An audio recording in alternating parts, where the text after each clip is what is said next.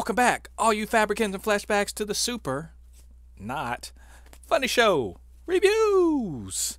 I am Jen Thépuppét, your resident Fabricant and commenter extraordinaire on all things pop culture. And today we're going to be reviewing the 4th episode of The Falcon and the Winter Soldier, coming to you from Disney+. And this episode is entitled, The Whole World is Watching. So, was it good?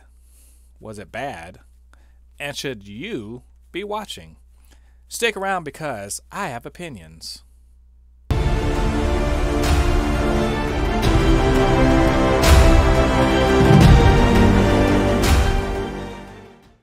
The Falcon and the Winter Soldier, Episode 4, entitled The Whole World is Watching.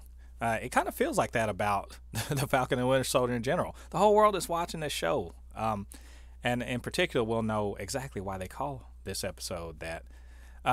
But it's a follow-up. You know, we're following on. We're still looking for those super soldiers. We're trying to track down Karli Morgenthau. We got Zemo. And the Wakandans are right there. They're in the city. They're like, hey, you remember that dude that murdered our king? You know we never forget that shit, right? Right. We don't. We literally tried to break a dude out that killed somebody like 30 years ago. So we don't forget that shit. So the Dora are in town, and Zemo's in trouble. But Bucky can't just sit there and be like, hey, we got a job to do. I need him. So they've got 8 hours to do whatever they got to do with Zemo, and then the Dora are coming. And hey, if you've seen Black Panther, you know what's up. Be reminded, the Dora, they literally fought the actual army in Wakanda, and they fought against Thanos twice, not to be fucked with.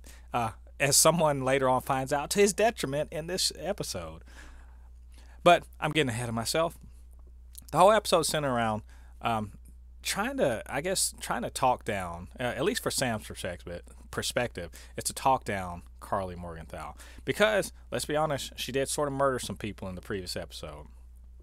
And we get an idea of why is she doing this, what's her ideas. You see her talking to her friend and fellow super soldier about why they're doing what they're doing. Why she maybe is a better Captain America. In his eyes, he's a fan of the Captain America. At least he was. But why she might be a better Captain America to represent the current world. And I find that actually that's an interesting insight. This show really in a way about who should be Captain America and why they should be Captain America. If they're Cap, what do they represent? If Sam is Cap, who is he and what does he represent? If John Walker is, who is he, what does he represent? And if Karli is, they're all sort of being figureheads or what have you. And why should they, and what do they, if they are Captain America or somebody like Captain America, what are they representing? What do they mean as a symbol? And we also have Bucky. The episode starts with Bucky seeing his deprogramming and how happy he was to be deprogrammed. And in a way, it shows, he sort of owes the Wakandans. He owes them for his arm. He owes them for the deprogramming. And it also shows I'd say the respect that he should give them, but also that they give him. Because, again, he fought side by side with these people in 2 fights with Thanos. So, but that doesn't mean that Wakanda security, that they don't fuck around. They don't play that stuff. So I like that in here. Bucky was just up front, like, okay, well, we need him, and then he tells him like, hey, the Wakandans are here. Should he have given Zemo the heads up? I don't know. Maybe it's professional courtesy. But Zemo, he's what's weird about Zemo is he's clearly a bad guy. He's murderous. He literally shot a dude the previous episode because that guy makes super soldier serum. I get it. He's a crusader. He's also something of, I want to say, a realist. He's looking at all this as a situation to get out, but also to accomplish his goals of getting rid of super soldiers and supermen. But also he's saying stuff that's not crazy. Like his ideas, maybe they're a little off base, but not entirely crazy. And that also is something that's going on in the show. Everyone that's talking is not entirely crazy.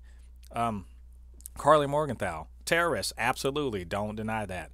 Also, pretty right about a lot of the things she's talking about. You can be right and also you can be right in something to be wrong in some things. And Zemo is like that. He's murderous. He deserved to be in prison. So does Carly. They're not entirely wrong about what they're talking about. And they're at cross purposes. At the same time, we have John Walker, also not entirely wrong, but also not entirely right.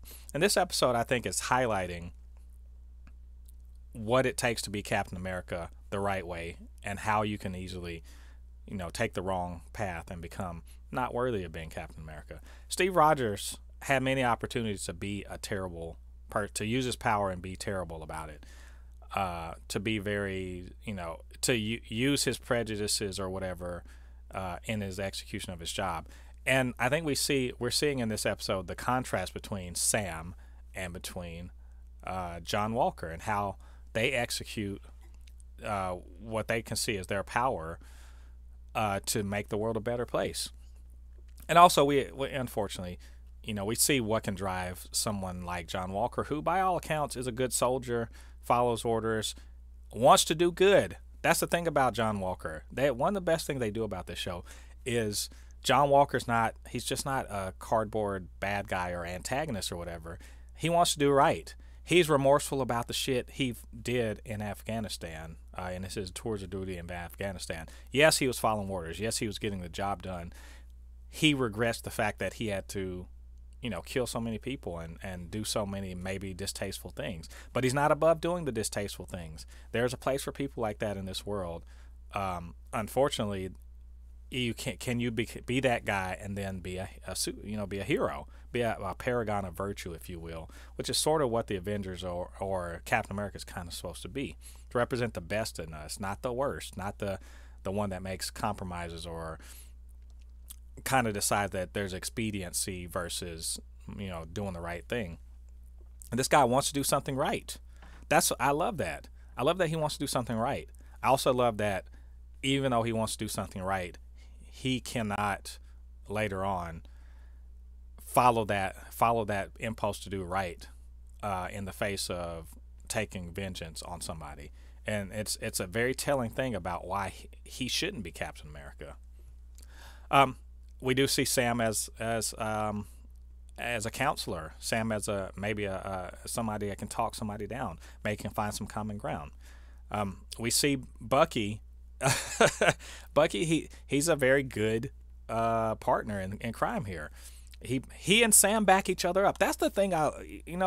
They quote don't like each other. Okay, they respect the shit out of each other and they got each other's back. The fact that Bucky definitely, he tries to help make sure that everything, works the way it's supposed to.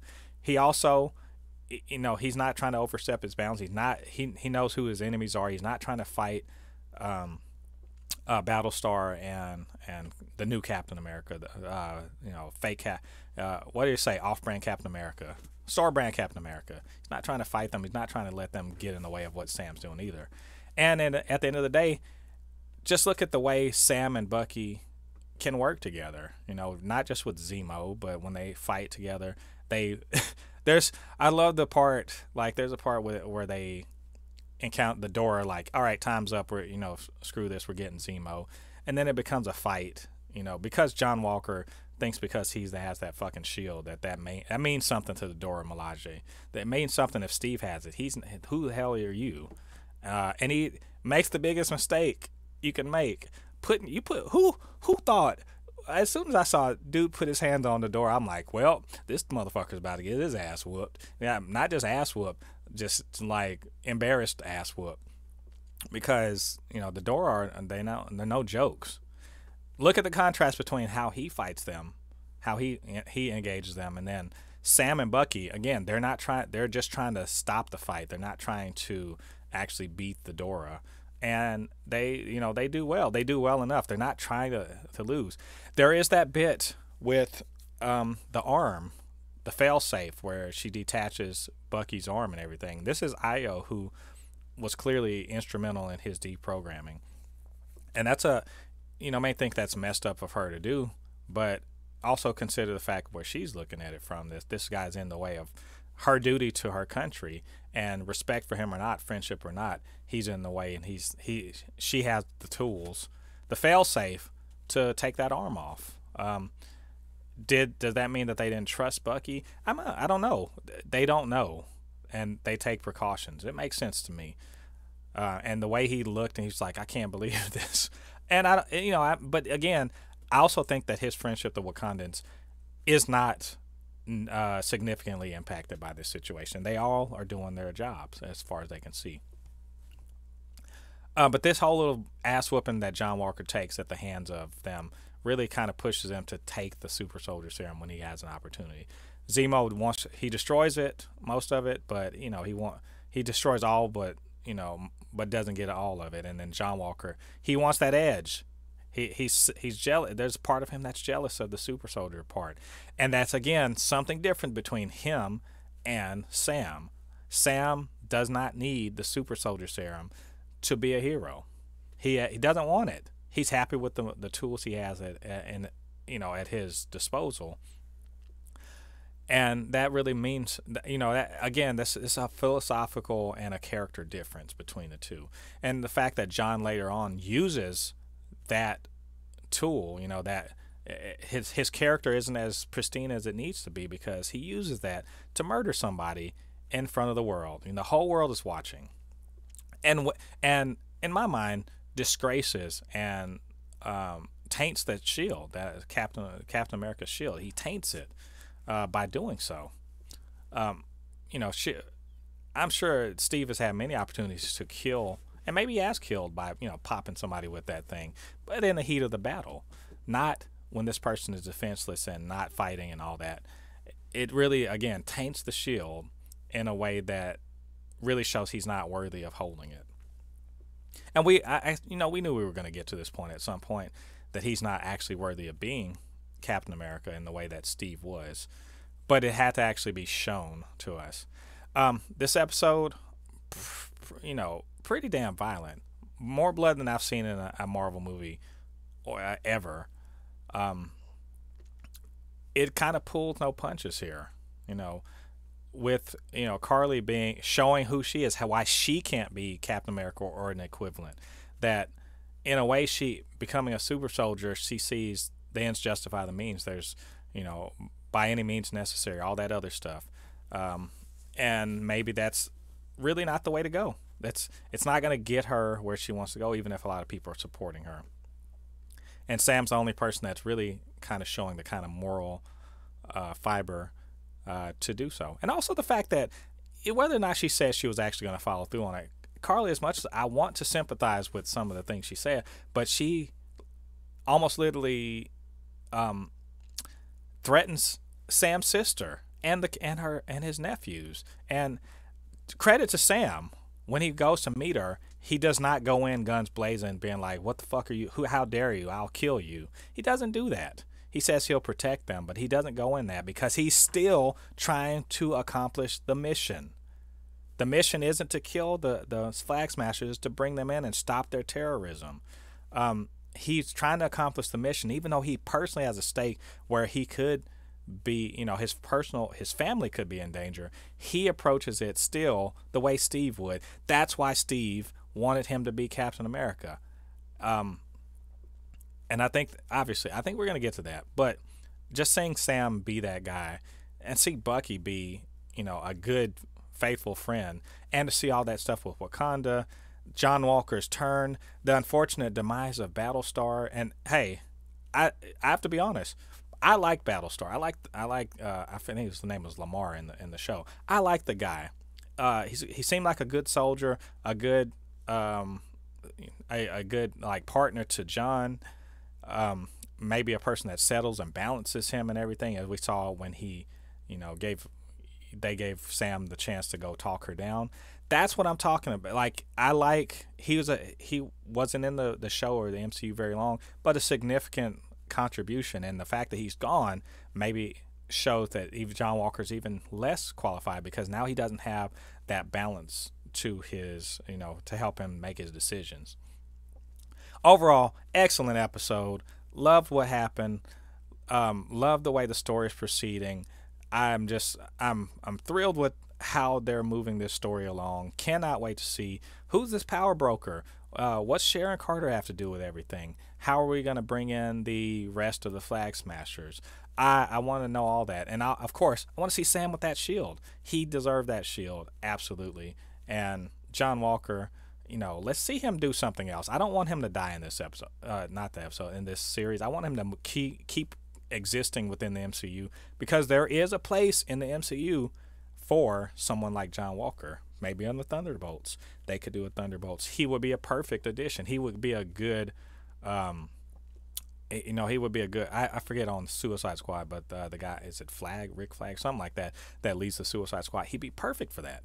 So, all right, I'm rambling. Love this episode. What did you guys think of this episode of The Falcon and the Winter Soldier? Why don't you let me know down in the comments? And also let me know what you thought about this review. Of course, you can always hit me up, supernotfunnyshow@gmail.com or at supernotfunnys1 on Twitter. We can chop it up about Falcon and Winter Soldier and everything that's happening. What's going to speculate? Let's speculate about what's going to go in the future. And hey, are you subscribed to the Super Not Funny Show? You're not. What are you doing with your life? Why don't you get down there, hit that subscribe button. Of course, you can always hit the notification bell. It'll let you know when we drop new content. We do that every week. We do new reactions, new reviews, anything else that floats our pop culture boat. All right, all you Fabricans and Fleshbags, thanks for joining me for this review. Come back next week as we review the 5th episode of The Falcon and the Winter Soldier. Until then, I have been Jen Thépuppét, your resident Fabricant and comment extraordinaire on all things pop culture. And I'll see you guys on the other side of the thread. Peace.